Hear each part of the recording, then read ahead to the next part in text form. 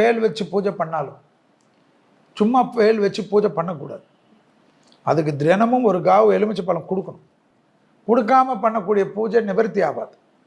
உங்களுக்கு அதனால் பலவிதமான சிக்கல் தான். வேல் பூஜை நிறைய பேர் இப்போ பண்ணுறாங்க. வேல்மாறல் பண்ணி வேலை வச்சுட்டு பண்ணுறாங்க. அபிஷேகம்லாம் பண்ணட்டும். ஆனால் அதில் ஒரு ராஜக்கனியாக எலுமிச்சை குத்தி இருக்கும். இல்லைன்னா அந்த கனி அது சின்ன வேலாக இருக்குது, அதில் குத்த முடியாது. செல்வி சொல்லிட்டு போயிட்டாருன்னா அதை அறுத்து பழத்தை அறுத்து அதனுடைய சாறை அந்த இதில் ஊற்றிட்டு அந்த பழம் வைத்து குங்குமம் வைத்து அது பக்கத்தில் இருக்கும். எப்பயுமே நெகட்டிவ் ஆயுதங்கள் அது. வேலுலாம் ஆயுதம். நிறைய பேர் தெரியாது.